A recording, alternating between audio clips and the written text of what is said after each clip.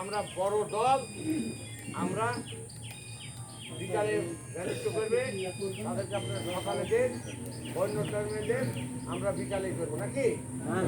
তারপরে আমি লোকালভাবে চারঘাট, বাঘা, পিওনো এবং ওসি সার্কেলের সাথে আমি ব্যক্তিগতভাবে কথা বলবো, যাতে সেই দিনে কোনো রকম গোলযোগ আমাদের সাথে না হয়।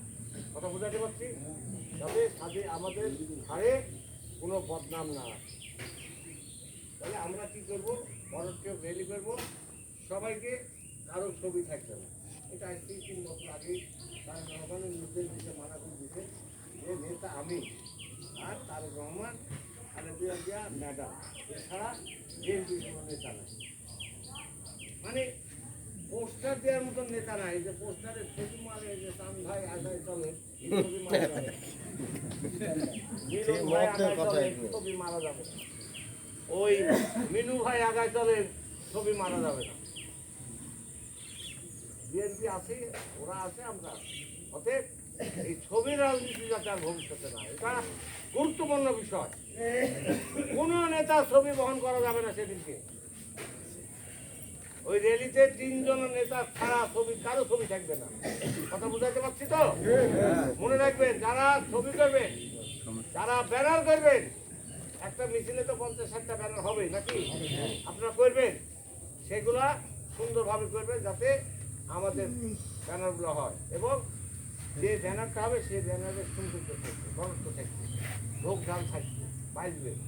কিন্তু সবাই বলি, এই 5 কেন্দ্র করে, 5 আগস্টকে কেন্দ্র করে আওয়ামী লীগ ভোলাপানি মাল স্বীকার করছে।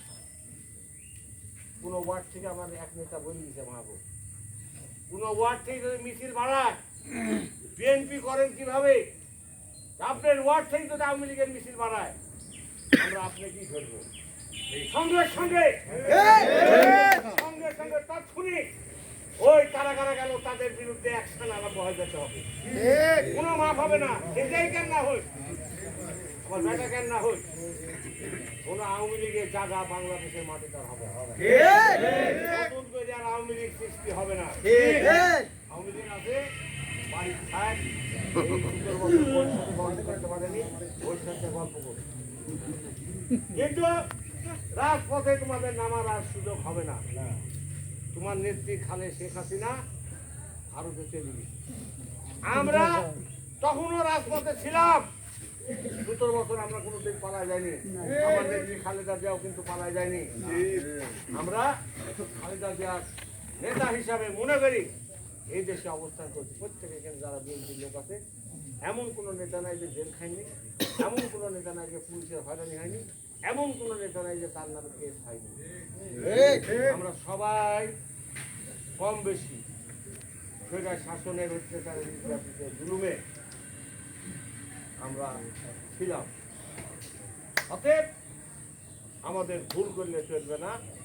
আগামী রাষ্ট্রনায়ক তারেক রহমান যে 30 দফা দিছে জনগণের জন্য, সেটা বাস্তবায়ন করার জন্যে আগামী ডিসেম্বরে যে ইলেকশন, সেই ইলেকশনকে বিএনপিকে ক্ষমতা দেবে। অতএব আপনাদের অক্লান্ত পরিশ্রম, চেষ্টা 31 দফা বাস্তবায়ন করার জন্য বাংলাদেশ জাতীয়তাবাদী দল বিএনপিকে ক্ষমতা দেওয়া হবে। এই 52 বছর অনেক গল্প, অনেক কথা আপনারা শুনেছেন, দেশের মানুষের জন্য কল্যাণকর কথা। আজ সরকার আসছে, সরকার দিতে কেউ পরিকল্পনা করেনি। হসপিটালে বারান্দা হাজার হাজার মানুষ, 600 মানুষ কি থাকে, বিএ পাস এমএ পাস করে ছেলেরা রিক্সা চালায়, ঢাকা শহরে রিক্সা চালায়, চাকরি ভাইরা। এই অবস্থা বাংলাদেশে চলছে, এই অবস্থার অবসান ঘটাচ্ছে।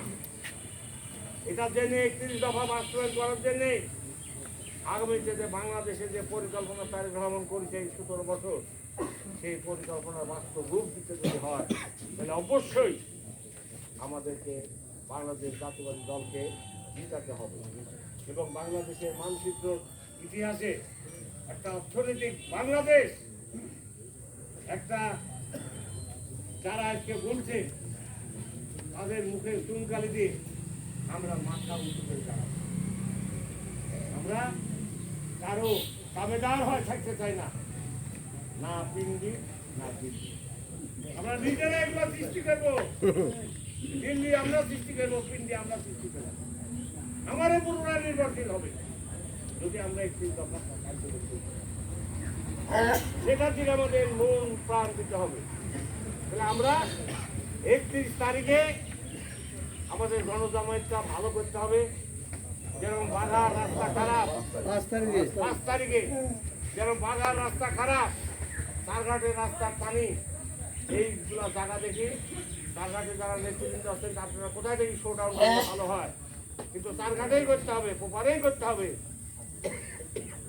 কিন্তু কোন দিক দিয়ে মিছিলটা নিয়ে গেলে ওই পানি আনতে হবে না, পানি হইতে হবে না, কিন্তু ঝড় বৃষ্টি যতই দেখা হোক মিছিলে আমাদেরকে যাইতেই হবে নাকি? হলে আমরা গেলাম না, আর ঝড় হলে আমরা গেলাম না, বৃষ্টি হলে আমরা গেলাম না। আওয়ামী লীগের টাইমে তো মিছিল করছি, হ্যাঁ? এখন এগুলোর মধ্যে আমাদের মিছিলে যেতে হবে এবং সেই মিছিলে সম্ভব হলে প্রত্যেকটা ইউনিট থেকে আপনারা চেষ্টা করবেন একটা ঢাক ধরলে মিছিলটা যাতে আসতে পারে।